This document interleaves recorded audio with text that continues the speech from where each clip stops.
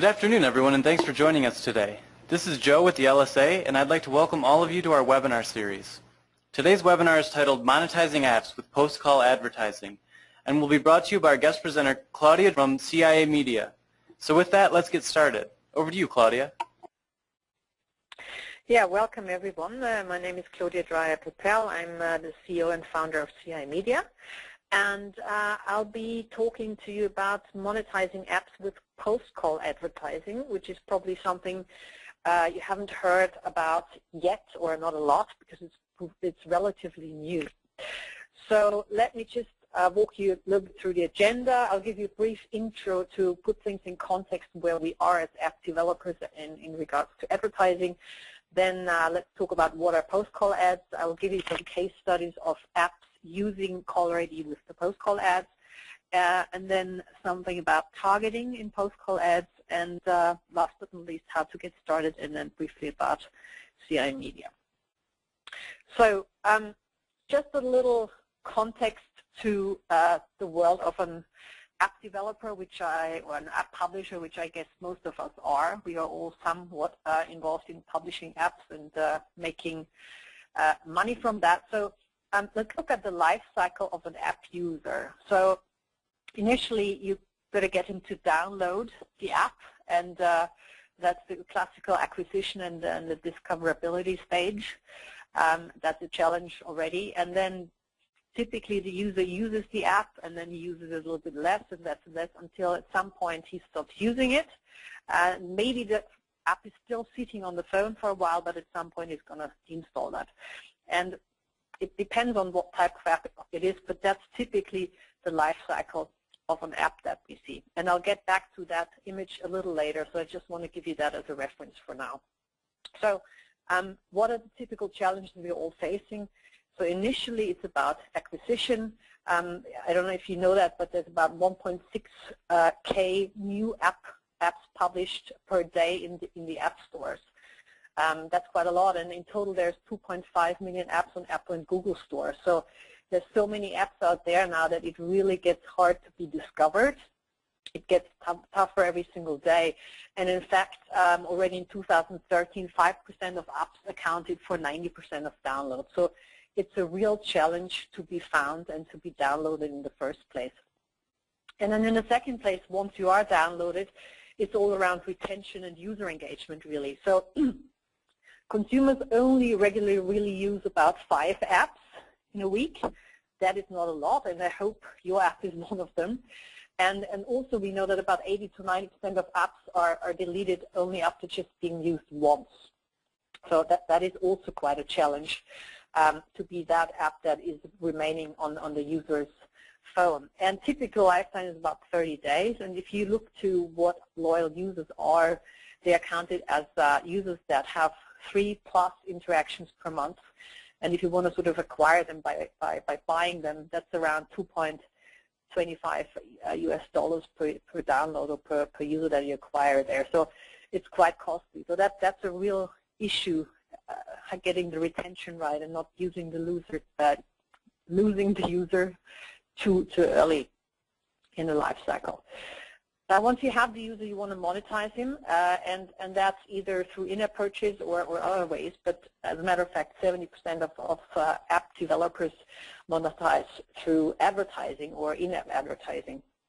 And that actually brings me to the topic of monetization and advertising and post-call ads. So if you are already monetizing your apps through advertising, then you probably know most of these types of advertising. So you either have in-app advertising, which could be anything from standard banners, interstitials, app walls, offer walls, exit walls, rich media, native ads, or even listings, prior listings, as a lot of local search companies do.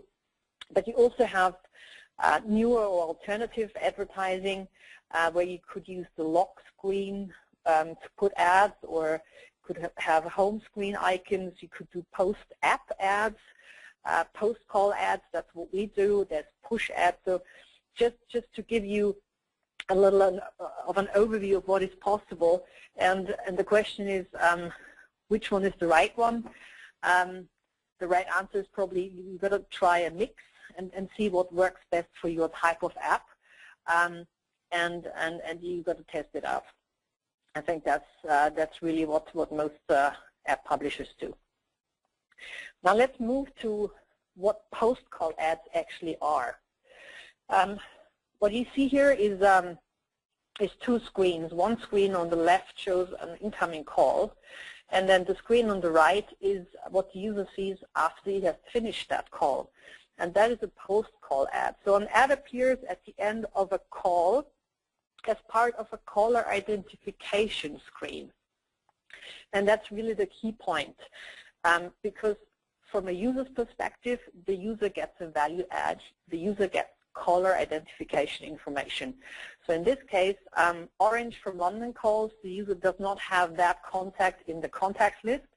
So the service here identifies the caller, and after the call, the screen comes up automatically, and the user sees, okay, Orange called, and then he can call back or save to contact. So that's very practical. That's what users actually really appreciate and like. And on top of that, this screen holds a banner ad. So the user gets a clear benefit. He gets caller identification, and on top, you have the opportunity to show advertising here, which potentially the user also clicks on, and you can make money of that. So for the user, it's useful. And the other thing is that if, for example, you're a games publisher, or you are a local search publisher, or a newspaper publisher, or whatever game or app it might be, these type of post-call ads don't interrupt the flow of your app, because these kind of ads happen directly after phone calls. So they don't happen inside your app or on top of your app, but only in connection with phone calls. So the user flow is not disturbed at all.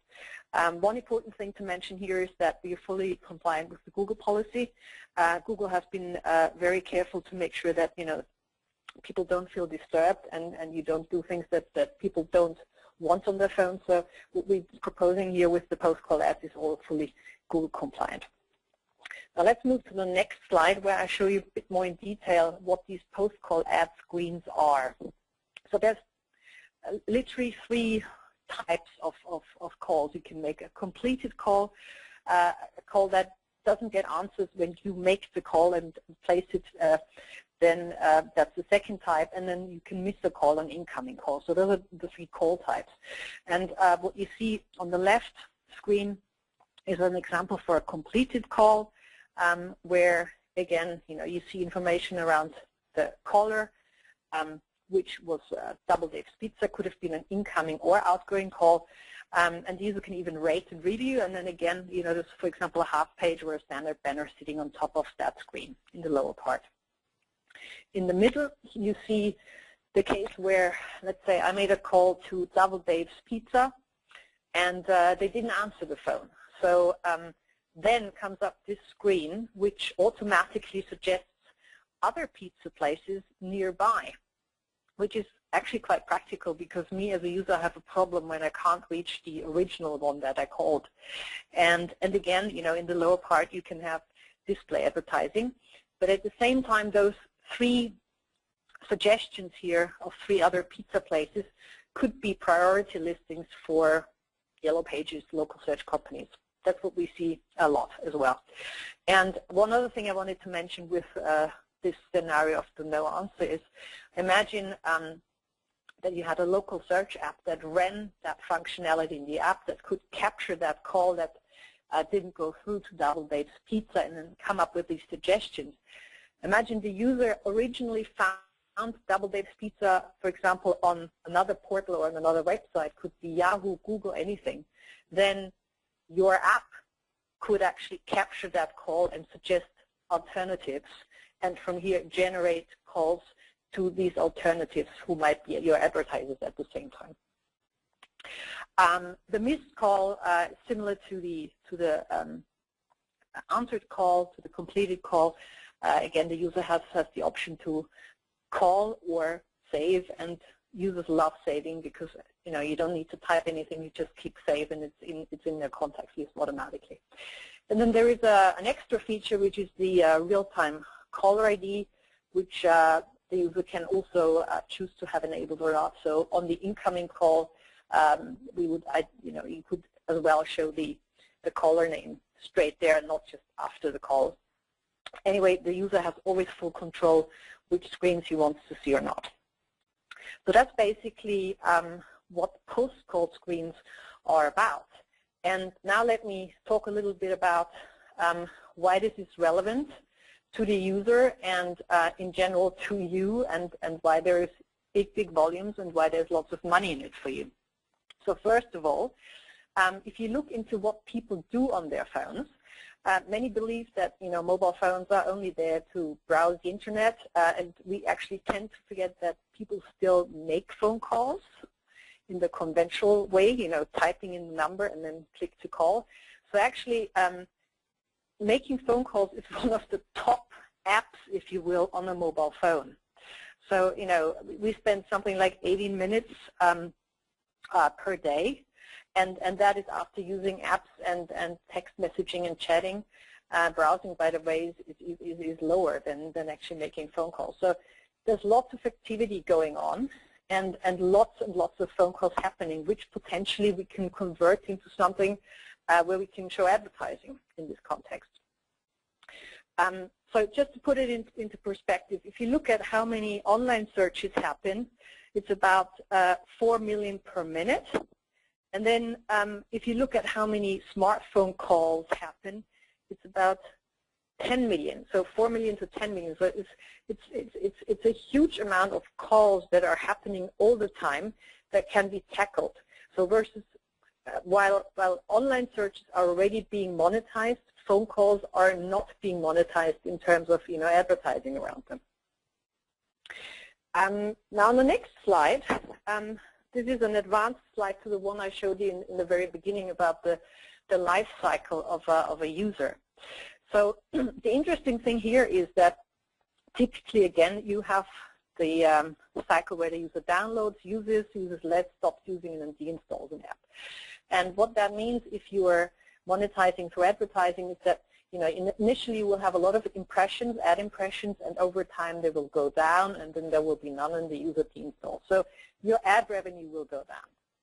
But what happens if you add in additional functionality like the caller ID and post-call ads, then you add an additional stream of ad impressions, and these are independent of what the user does or how he interacts with the app, because it is directly linked to phone calls, and phone calls happen all the time. And you still receive and make phone calls on a regular basis. So this stream of ad impressions is pretty much at the same level, and that applies even when the user stops using your app. So even if the app is just sitting there on your phone, on the user's phone like a zombie, not being used anymore, not producing anything for you, still the user makes phone calls. So it's a way of extending lifetime value of your user as well. So that's what post-call ads can do to you in terms of helping you to monetize. But that's only sort of the angle towards the developer. What is really great is that users actually like this, because everyone wants to know who's calling. And the fact that you have caller ID and post-call ads together is a real enhancement to the user experience. And it's a feature which you can add to your app. There's different ways. I mean, one way is actually to use the easiest way, which is our SDK. Just implement that into your app, and you will have caller ID with post-call ads immediately. So in a way, you could say post-call ads are almost something like an ad that users love, because it is useful. They get a benefit and not just have to watch some advertising. So you probably want to know how much is in it for you if you were to integrate this. Let's assume you have an app with approximately, let's say, 500,000 current installs, and most of or all of your user base is in North America. Then you would be able to make around $84,000 US a month just from post-call advertising. So there's quite a lot of volume in terms of impressions, and that's why these amounts are possible. The figures here are based on what we see in our own apps that we run with that type of advertising and caller ID. We know how many impressions happen, and we know exactly how to optimize advertising to show the right ad to the user at the right time. And that's why we can actually achieve these high numbers. Let's have a look at some apps that are using caller ID with post-call ads.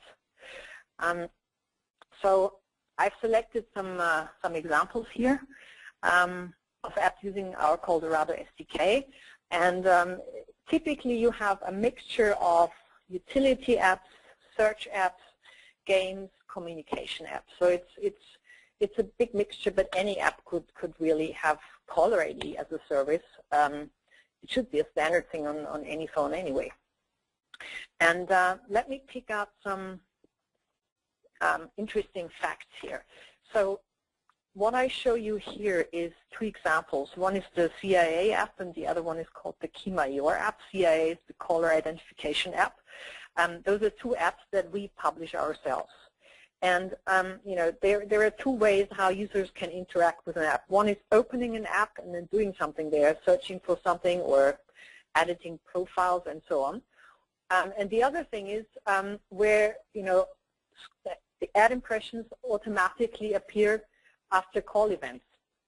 And we have analyzed how much traffic, how much impressions we actually get in these apps from user interactions where the user has to manually open the app and do something versus impressions that derive from, you know, post-call ads or direct links to phone calls. And the ratio is between 15 or 20% manual, and the rest, 80% or more, is coming through these automatic impressions which are generated after phone calls. So that is quite an uplift. It depends, of course, how many base impressions you already have in your app.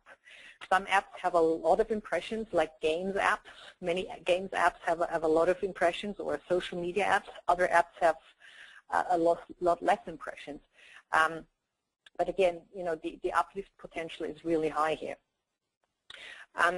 Because this is the Local Search Association, I thought I'd pick out a couple of examples of local search apps who are using post-call ads and caller ID. So one example is here an Austrian yellow page company, local search company called Herald.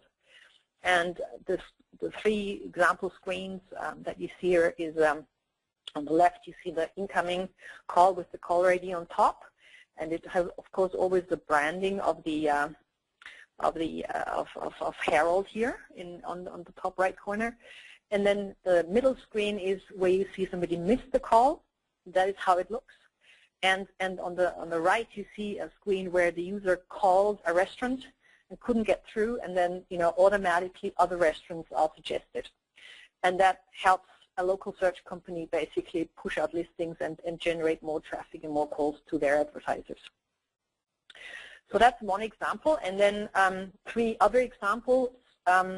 Those are local search apps from Germany. Those are the three largest local search brands and apps that are available in Germany. And actually, they use this the same way as Herald does.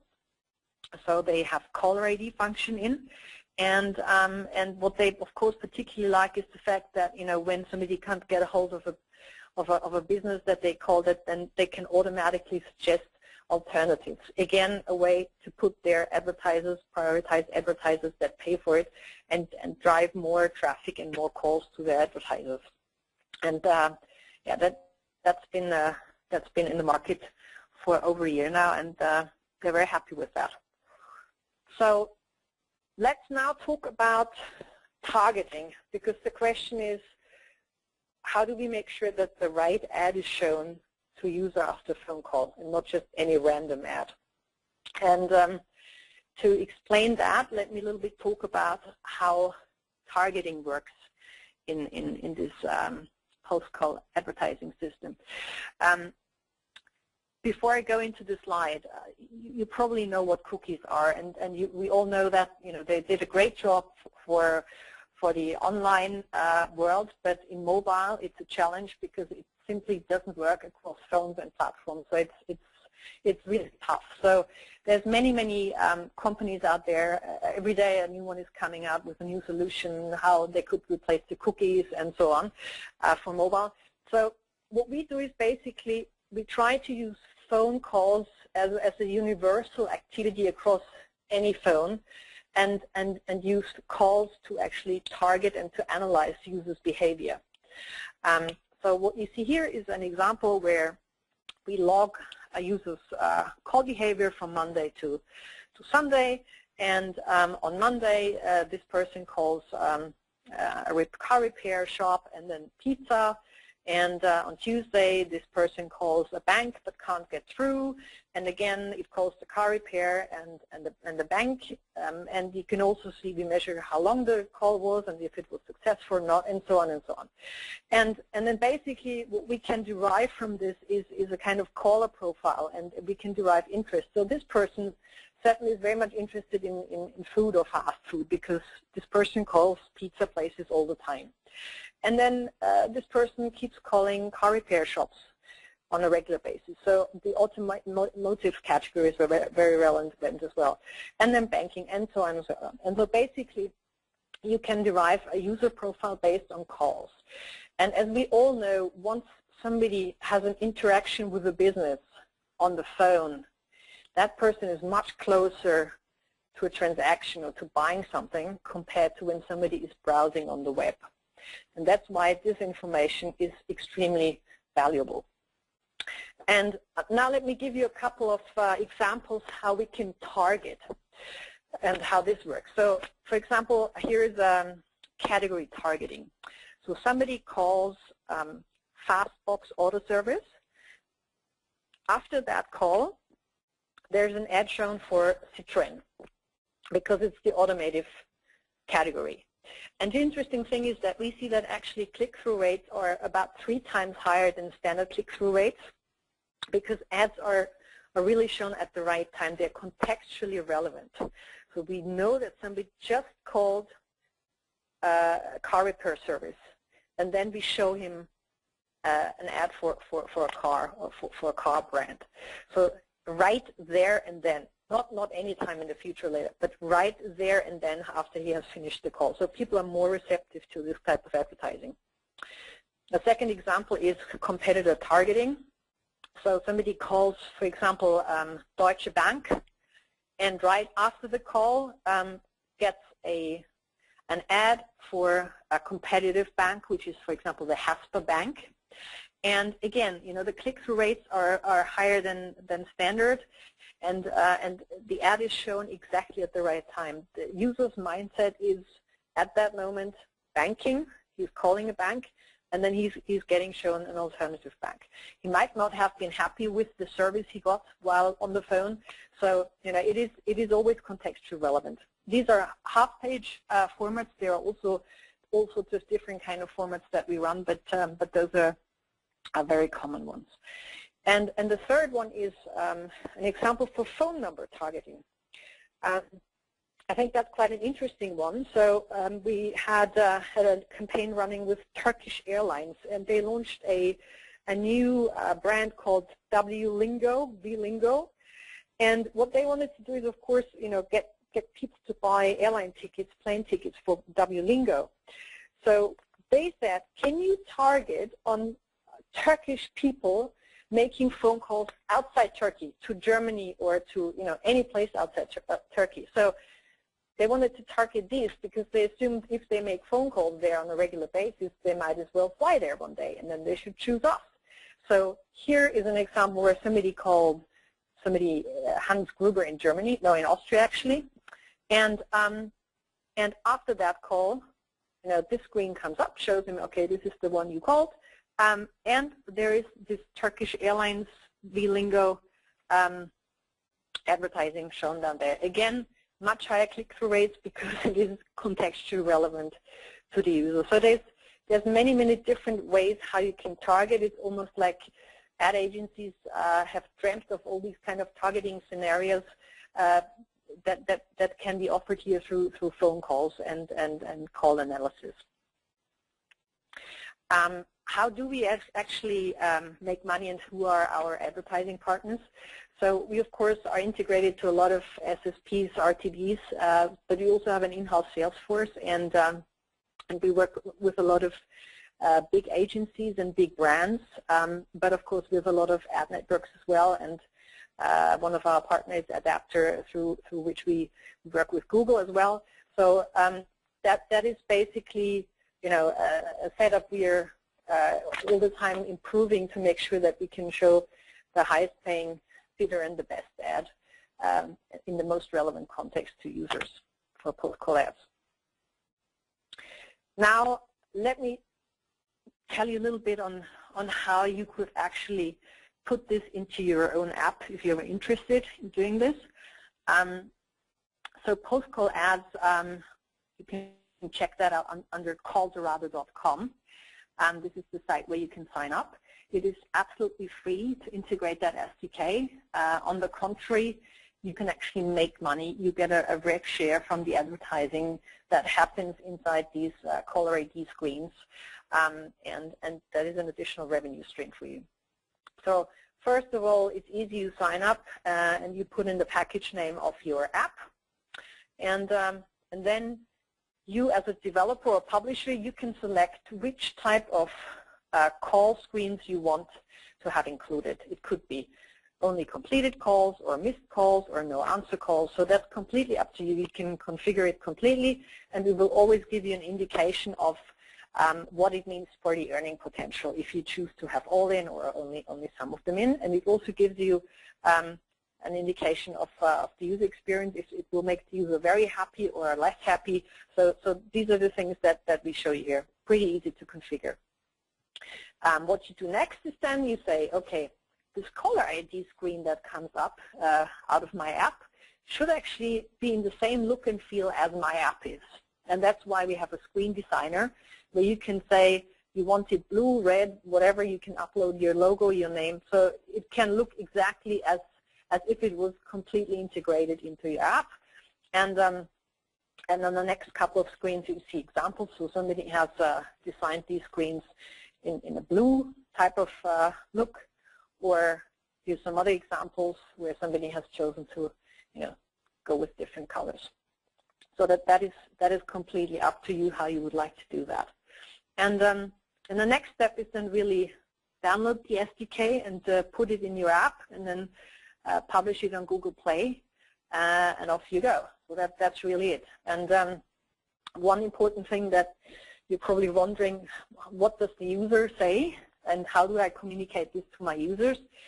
So once the user has a new version of your app with post-call ads in, then whenever the first caller ID with post-call ads comes up, the user gets some information where he's informed that there's caller ID now, and he can at any time choose to disable, enable, or actually configure it to his own preferences. And on the right, you see the settings screen where the user can again tick the boxes which type of screens he would like to see or not. So this is all fully Google compliant. This is exactly how it needs to be to make users happy and give them full control as to what they prefer and what they want to have as an additional caller ID service. Also, there's of course a dashboard where you can see exactly how much money you're making, and we pay you on a regular basis. So basically, once it's integrated and running, you can just lean back and receive the money on a regular basis. One important thing which I would like to add is it could happen that a user has several apps on his phone that have post-call advertising technology. So we need to make sure that the user doesn't get these post-call ads or these call ID screens 5 times, because he has 5 apps with the technology. So we've built a logic into the system that says first install wins. So if he had multiple apps with the technology, then the first app that he had installed with that technology will have the priority to show the caller ID screen and the ad. So the earlier you come into this, the better your chances are that your app has a priority to show this. Good. So that's basically very briefly an intro on post-call advertising and what the benefits are to users and to developers. And who is doing this? It's a company called CIAmedia. We were founded in 2013, privately held, headquartered in Vienna, but most of our staff is in Copenhagen, where we have our development center. And we're currently a team of 18, growing very, very fast. And actually, we are not only doing post-call advertising, but we are, as I mentioned before, an app publisher ourselves. We have 45 million users on our CIA app, which is the caller identification app, and we've been doing that for quite a while, so actually longer than since 2013. We started this out in 2009. So we've almost seen it all. We know exactly what works in caller ID, and we've exactly figured out how you can monetize best, and we have now basically made this available publicly through our post-call advertising technology in Colorado. That's basically it for today from me. If you have any questions, please feel free to contact me. You can see my contact details here, cdp@ciamedia.com, or follow us on Twitter or Facebook. And I think I would like to hand over to Joe and see if there's any questions. Is this only available for Android apps? And if so, are there any plans to move into iOS? Yeah, currently this technology, post-call ads from Colorado, you can only do on Android. And the reason being, we would love to do it on iPhone, but you can technically not do it. There's limitations to this. There's not a single really, there's not a single caller ID app that works as it would work on an Android app, where, automatically screens come up. You cannot intercept calls. You cannot overwrite calling screens on iPhone as you can on Android. So at the moment, it's only available on Android. We'll have to see what Apple will allow in the future. What's the reaction you see from end users who all of a sudden find the caller ID feature as part of an app they have installed on their phone? I think in general, people like it. Otherwise, we wouldn't see so many users having it on their phone. But of course, we know that some people want to have it tweaked here and there a little, and that's why we have introduced these setting screens, which the user can reach from any caller ID screen he sees. There's always on the top right corner, there's the settings button. And in these settings, the user can enable or disable the service completely, or he can select which type of screens he wants to see and receive. So, it's really important for us that we give full control to the user. But in general, the reactions are very positive. Otherwise, caller ID apps wouldn't be around. I noticed that your service was mainly Europe-based. Do you have apps in the States currently using your SDK?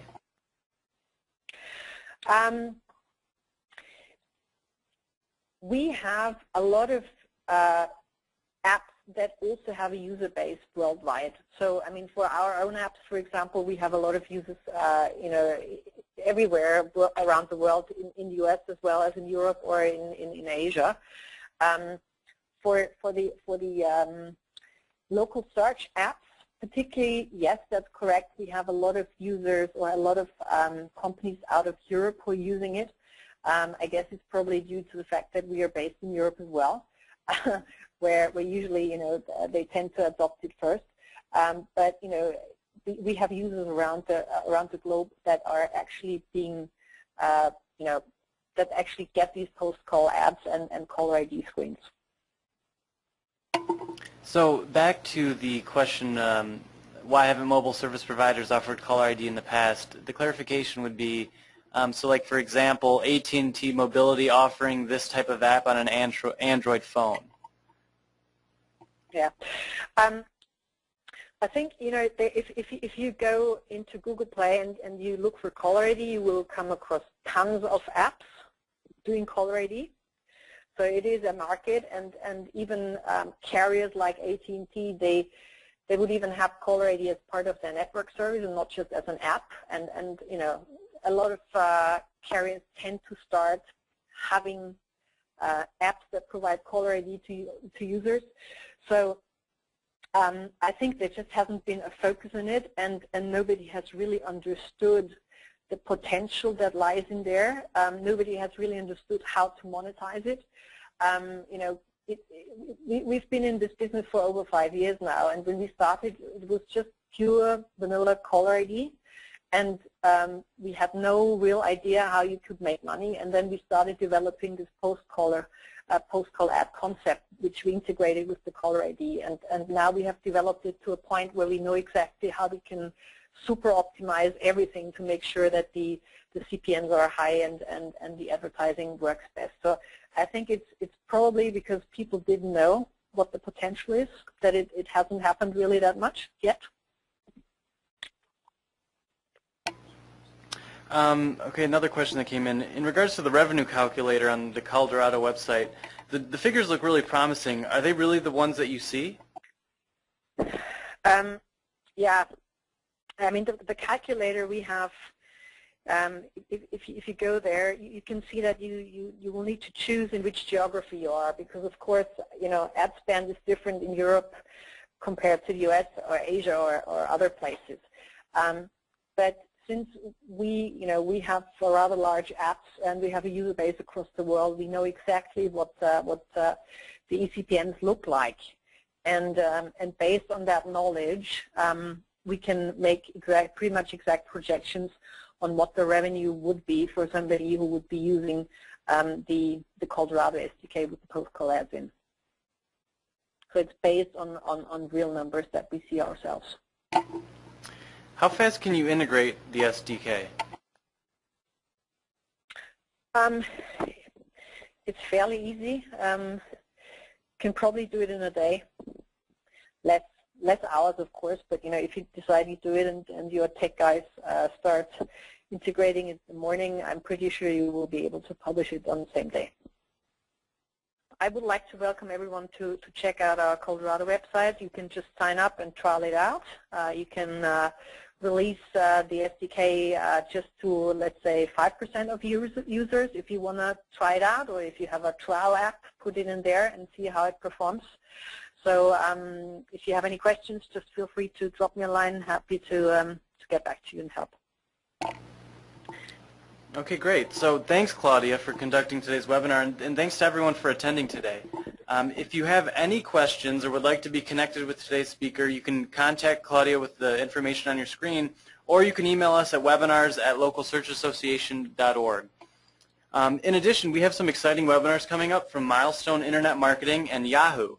For more information on these and to access all of our past webinars, visit localsearchassociation.org/webinars. So thanks again, everyone, and have a great day.